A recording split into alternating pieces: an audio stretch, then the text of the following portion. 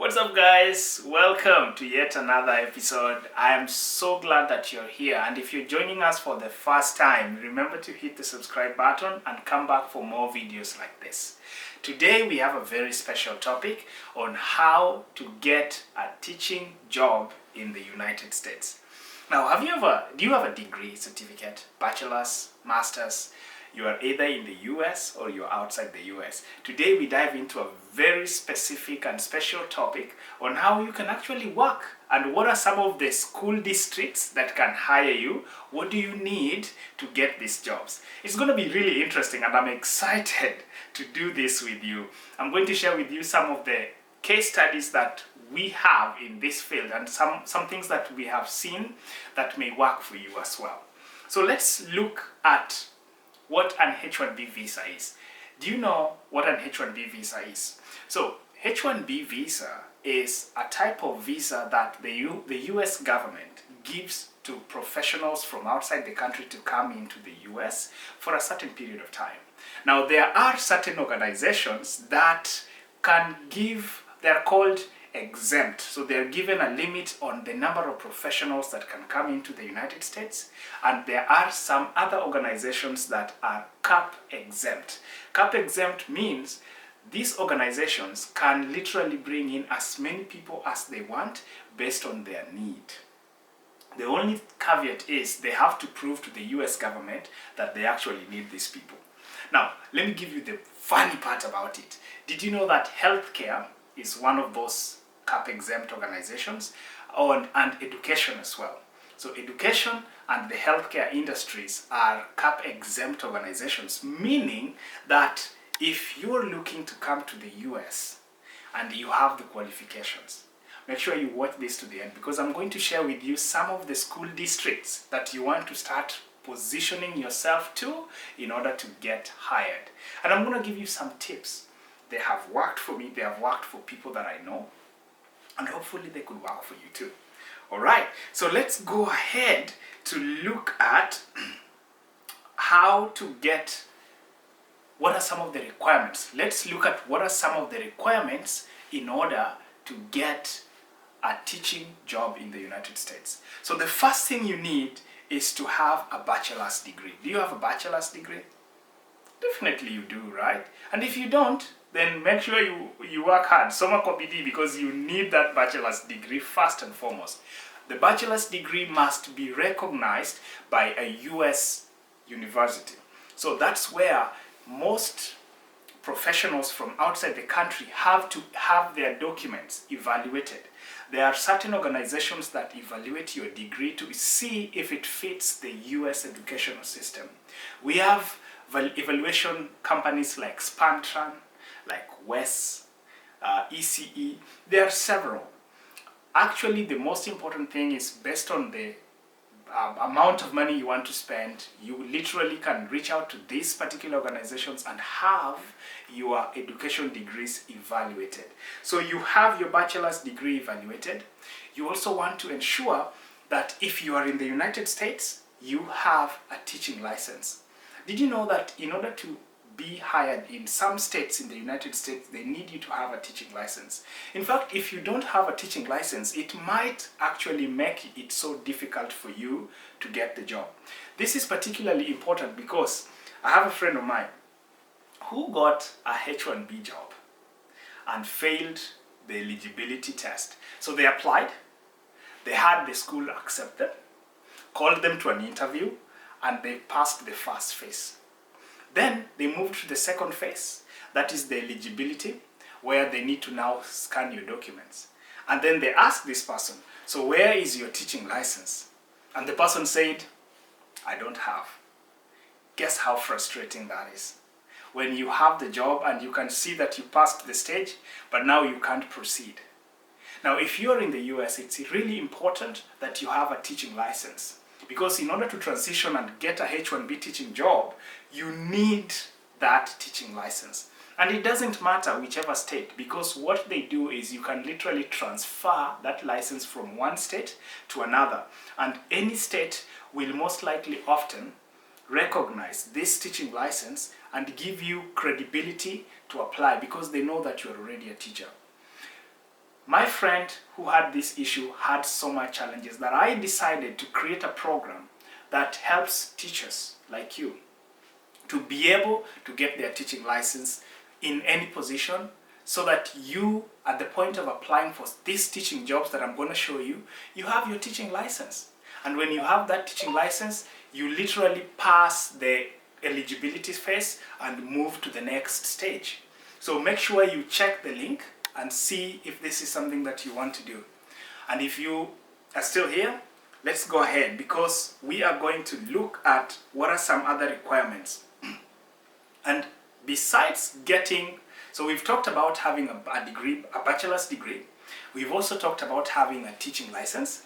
The next thing that is important is you need to get a school district to hire you. Some school districts can hire you directly. In fact, some of them do, like the New York State School District. They have a department that is exclusively in charge of hiring international teachers. But there are other school districts that work with external bodies to hire people. Now, some of these external bodies will charge you, but it doesn't matter really. If you are eligible to get the job, you can get it. There are certain ways to navigate the hiring bodies and reach to these schools. I'm going to give you some of those tips in this video as well, because when I needed that job, I tried it myself and some of these things worked. So let's go ahead. Besides having the eligibility requirements, so right now you have a bachelor's degree check. You now have your degree evaluated by Spantran, ECE, or an evaluation credentialing company, and you now know that your degree certificate is equivalent to the US degree requirements. Secondly, you have also checked and you now recognize that if you are in the United States, you have a teaching license, and if you are outside the United States, then you also know that you're going to be needing to have your teaching license when you get in. The third thing that you now have is you need to get a school district to hire you, as I said. Now, when you have a school district to hire you, again, some school districts will give you a direct pass to hire you, while other school districts work with external bodies. And this is where we have a list again in this video, where you get access to a series of external bodies that will hire you and connect you or match you with school districts directly. Let's take some time now and look at how to get a teaching license. Because if you are in the US, one of the things that I want you to think about critically is either you have a visa, and it's good for you, maybe it's valid for another 2 years or 3 years or whatever it is. It's just important, guys, to have backup plans. You have an upskilling level with you, that when you get yourself in a situation like my friend who got himself in that situation, or sometimes because of bad luck he was in that situation, then you have pathways, you have certain openings that you can take action. So what are the ways to get a teaching license? One is you want to check the state requirements. Every state has different requirements on how to get the teaching license. Now, there are some states that are easy to get, and there are some states that are really not easy to get. And I have a breakdown of these states in the program for you to get access to. The next thing is you want to get your foreign credentials evaluated, because those foreign credentials are what they use to check if you meet their minimum eligibility to get tested. At the end of the day, they also have certain specialized teaching units based on what subject area you want to teach. Now, each state has various subject area passing requirements. Now, there are courses like Praxis, there are courses like ECE in New York State, and there are various other courses that they need you to take. Now, don't worry, because these are not courses that are very complex or elaborate. They just need you to study a little bit and pass the exam. So you won't have to study for a long time. Based on experience, I have seen that if you take 2 to 3 weeks, you can literally get ready and pass. And if you just need a lot more time, then you also have that much time, because you can literally book at your own time when you want to do these tests. The most important thing is when you do the test, you have to pass them. There is a pass mark, and if you fail the pass mark, then you are definitely not going to proceed. What I have realized, because when I did my first test, guess what? I didn't get the pass mark. But because I really wanted to do it again, I went and did it again. Now, I have to pay some extra money again to be able to do it, right? And I had to wait for a period of time to be able to do it. But because I was determined to do that, that's what I had to do to get to what I want. Now, when you do these things, one of the things when you join our programs is you join study groups with us, and we are able to guide you and give you study materials that get you ready. Because I realize that sometimes as teachers, we tend to have this psych. You think, I will pass it. It's just easy. And then when you get to it, you realize, like I did, it's not as easy as I thought. But when you are in a program like the one that we created for you below, you find that you have study support. We are able to have those group discussions with you. We're able to give you tips that you can use to pass this test. Let's move ahead. What else? The next thing is you need to know where to find the schools that sponsor H1Bs. Not all school districts sponsor H1Bs. In fact, some school districts are very conservative and they don't offer this kind of opportunities. Knowing which schools offer what is very important. One of the tips that I have always used is to know at the back of your mind that if a school district has a lot of immigrants, most likely they will need international teachers. Why? Because in that case they will need second language acquisition teachers. In that case they will need support teachers to help with special education. In that case they will need additional teachers to support the immigrant community that is an influx in these particular localities. So it's important, again, at the back of your mind, that when you're looking at school districts, you're looking at what areas in the United States have a higher percentage of immigrants, because most likely those areas will have opportunities for international teachers like you.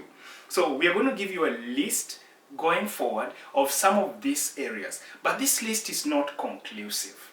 We have a lot more lists, and I am going to put a list in a PDF that is downloadable for you again in this video or in the comment section afterwards for you to get and use for yourself. Again, remember guys, that when you know what you're looking for and when you know where to get the information, it's a lot easier to find the help you need than when you're just scrolling all over the internet for where to get what. My goal, and one of the things that I'm committed to do, is to make it very easy for you to get what you need. Because, listen, maybe you are looking to transfer your H1B from one employer to another, but you don't know where to look. Or maybe you're like, where do I get what? I tell you what, when I was looking to do this at some point, it was overwhelming. Looking everywhere for the information, not knowing where to find it, it's overwhelming. I have decided to put together all that and share it in this video in the description for you so that you can get it and use it as easily as you want. Anyway, let's move directly to what are some of the school districts that hire H1B teachers. Let's go to the first one.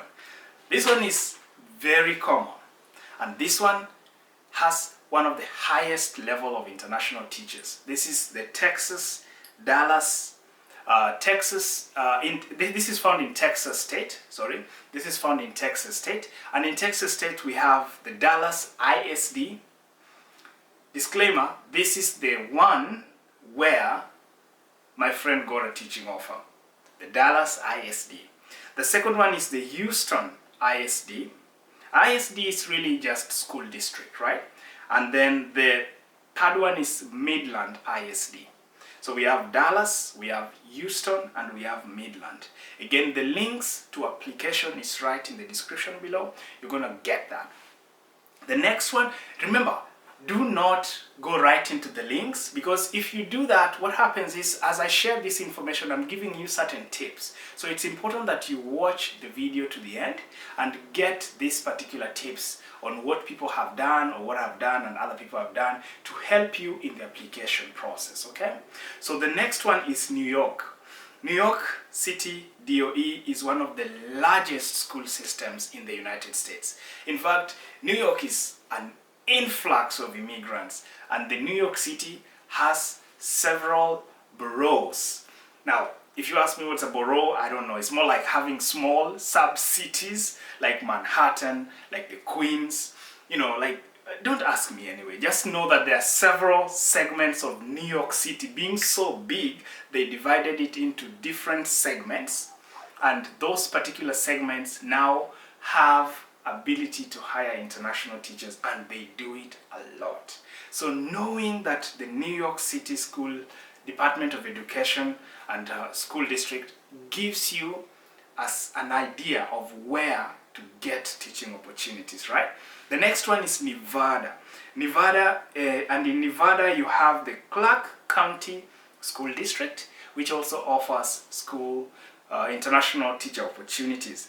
The next one is South Carolina. Now, nani hajasikia South Carolina wana hire teachers? Haujasikia? If you've not heard that South Carolina hires teachers, then now you know. I think most of my friends tell me, and I remember there was a time that I needed, and most of my friends were like, hey, see, we went to South Carolina, So it's important that you know that in South Carolina there is what we call the Jasper County School District. We have the Richland County School District. Now those two are very important to know as hiring international schools, international teachers. The next one is Wisconsin. Did I say that correctly? Wisconsin. It's here. This one. Yes, this one. Make sure you put that link here, because otherwise, Wisconsin, that one, yes? I'm on Wisconsin. In that state, yes, that one, there is a school district called Milwaukee School District. Now, let me give you some interesting tip about Milwaukee. Milwaukee has a high influx of immigrants, and Milwaukee will give you a lot of international teacher hiring opportunities. They always have an open time and are close to their hiring schedule. I literally talk to their HR myself, and they are very receptive. In fact, they have a lot of opportunities as well, as at the time that I did check with them. I hope by the time you watch this video, they have that as well.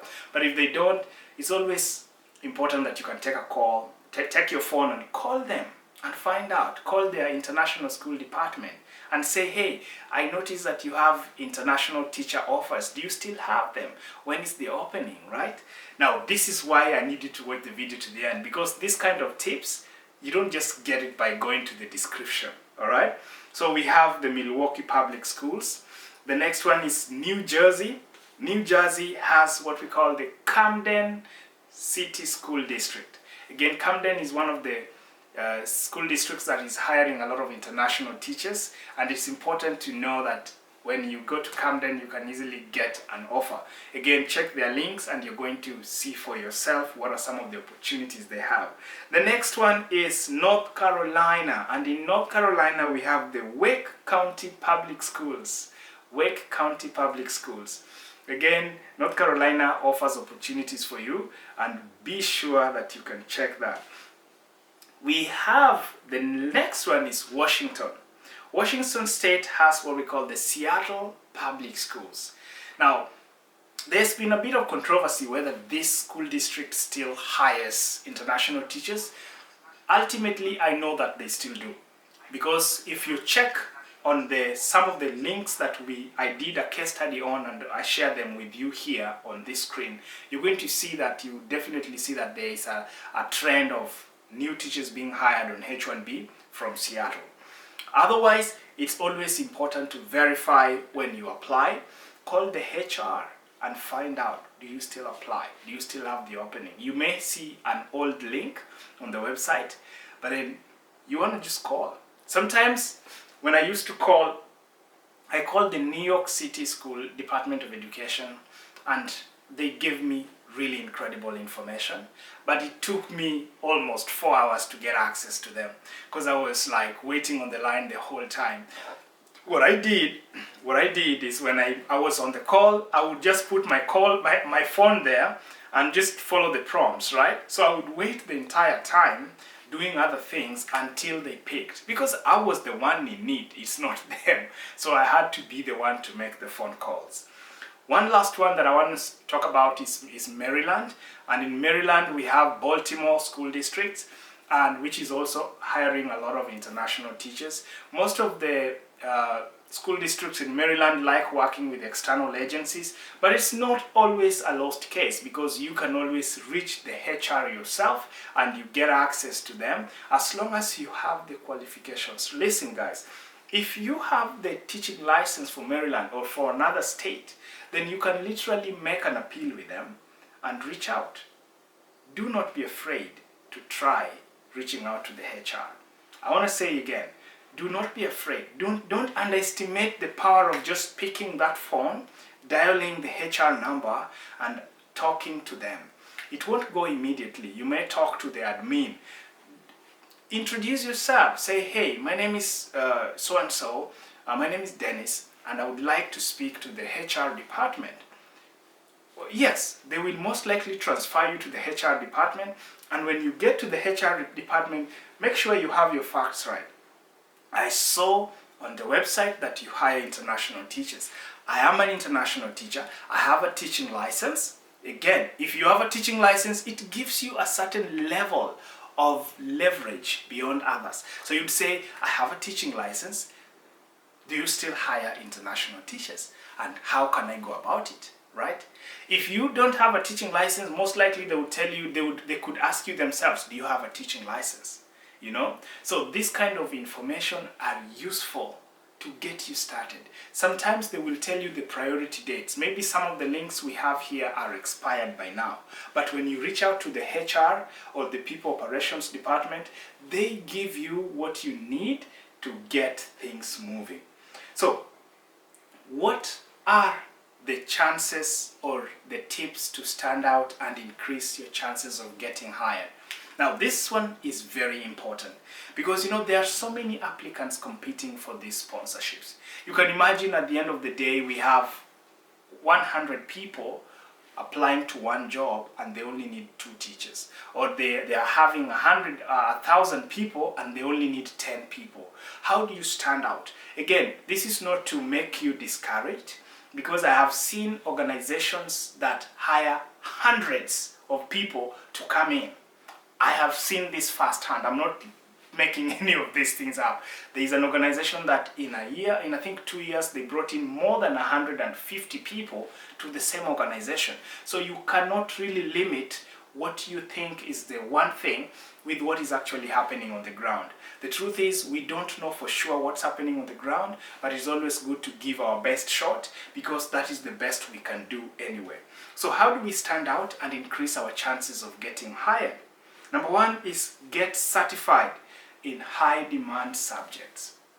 You see, the reason why they want H1B teachers is because they don't have teachers who want to teach those subjects, right? The reason why they want H1B teachers or international teachers is because local teachers don't want to teach those subjects.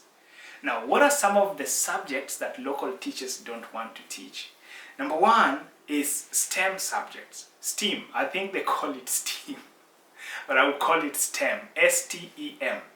And this involves mathematics and science subjects. If you have skills in those areas and you're willing to study and get tested in those areas, then you can stand out.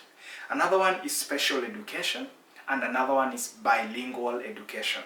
Again, remember this, you don't have to have a background in these areas to do this.